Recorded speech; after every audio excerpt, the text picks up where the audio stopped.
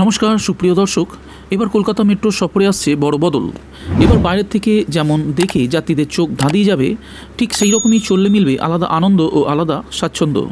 হ্যাঁ, ঠিকই শুনেছেন, ঠিক এই রকমই আসছে আপডেট কলকাতা মেট্রোকে নিয়ে।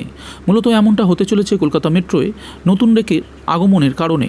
বন্ধুরা, বাকি আপডেটটির দিকে আলোচনায় যাওয়ার পূর্বে আজকের ভিডিওটির সাথে থাকা গুরুত্বপূর্ণ যে আপডেটটি আলোচনা না করলেই নয়, সেটা হলো শিয়ালদা স্টেশনে প্ল্যাটফর্ম সম্প্রসারণের কাজের জন্য বৃহস্পতিবার রাত থেকে 3 দিনের জন্য বন্ধ রাখা হয়েছে 1 থেকে 5 নম্বর প্ল্যাটফর্ম। বহু ট্রেনের যাত্রা বিরতি হবে শিয়ালদার আগে, যার জেরে যাত্রীদের ভোগান্তির আশঙ্কা। এই অবস্থায় রাজ্য সরকার অতিরিক্ত বাস চালানোর সিদ্ধান্ত নিয়েছে। পশ্চিমবঙ্গ পরিবহন নিগম নন এসি বাস চালাবে সকাল 6টা থেকে। ব্যারাকপুর থেকে ডানলপ এবং দমদম সেন্ট্রাল জেল থেকে বেলগাছিয়া মেট্রো পর্যন্ত 2টি রুটে 7টি বিশেষ বাস চালানো হবে। রাত পর্যন্ত মিলবে এই পরিষেবা। প্রতিটি বাস দিনে 4টি ট্রিপে চলবে। ভাড়া পড়বে 10 টাকা।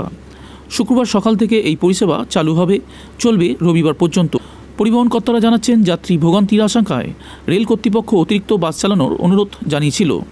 শিয়ালদা স্টেশনের কাজের কারণে 147টি লোকাল ট্রেনের যাত্রাপথ শিয়ালদার পরিবর্তে সংক্ষিপ্ত করে দমদম এবং দমদম ক্যান্টনমেন্ট স্টেশনে শেষ করা হবে। এই অবস্থায় পরিবহন দপ্তর দমদম সেন্ট্রাল জেলের সামনে থেকে নাগেরবাজার, শ্যামনগর, লেকটাউন, পাতিপুকুর হয়ে বেলগাছিয়া মেট্রো পর্যন্ত বাস চালানোর ব্যবস্থা করেছে, যাতে যাত্রীরা মেট্রোয় গন্তব্যস্থল বা অফিস থেকে বাড়ি যাতায়াত করতে পারেন। দমদম ক্যান্টনমেন্ট স্টেশন থেকে বাস চালানোর প্রস্তাব ছিল, কিন্তু সেখানে বাস দাঁড় করানোর উপযুক্ত জায়গা নেই। তাই দমদম সেন্ট্রাল জেল চত্বরকে বাসস্ট্যান্ড হিসাবে ব্যবহার করা হবে।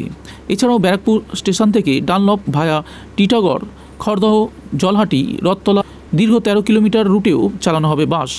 রেল জানাচ্ছে, শিয়ালদায় ইতিমধ্যে প্ল্যাটফর্ম সম্প্রসারণের জন্য প্রয়োজনীয় নির্মাণ কাজ শেষ হয়েছে। এখন এই সম্প্রসারিত অংশে রেল লাইনের বিদ্যুতায়ন, ইন্টারলকিং ব্যবস্থার কাজ চলছে।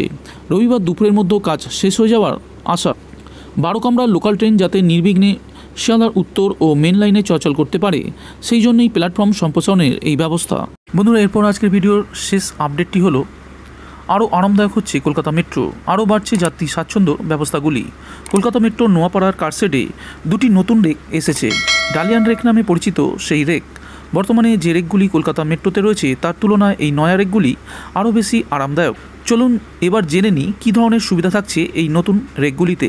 এই নতুন রেকগুলির দরজা বর্তমান রেকের তুলনায় অনেকটাই চওড়া। দেখা যাচ্ছে এই রেকগুলির দরজা বর্তমান রেকের তুলনায় প্রায় 100 মিলিমিটার চওড়া।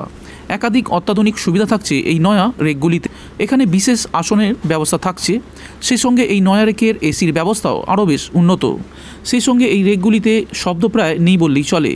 সেই সঙ্গে এই নয়া রেকে যে আলোর ব্যবস্থা থাকবে, সেটাও বেশ উন্নত। একাধিক প্রযুক্তিগত ব্যবস্থাও থাকছে। এখানে rain water channel, side stopper, stainless steel car body, এমনকি এই রেকের একদিকে যেমন পরিবেশ বান্ধব, তেমনই এই রেকের সুরক্ষা ব্যবস্থাও অত্যন্ত ভালো। এই রেকে পিছলে পড়ে যাওয়ার আশঙ্কা নেই। অ্যান্টি স্কিড রাবার ফ্লোরিং থাকছে এই রেকে। অগ্নি নির্বাপক ব্যবস্থাও থাকছে অত্যন্ত উন্নত ধরনের। ডিস্ক ব্রেক সিস্টেম থাকছে বেশ উন্নত ধরনের। এক কথায়, একদিকে যাত্রী স্বাচ্ছন্দ্য আগের তুলনায় অনেকটাই ভালো, আর অন্যদিকে যাত্রী সুরক্ষাও আগের তুলনায় অনেকটাই উন্নত বলে মনে করা হচ্ছে। এই ধরনের রেকে ঝাঁকুনি প্রায় নেই বললেই চলে। এর জেরে যাত্রা আরও আরামদায়ক হবে। এই রেকগুলিতে প্রবীণ নাগরিক ও বিশেষভাবে সক্ষমদের জন্য বিশেষ বসার ব্যবস্থাও থাকছে।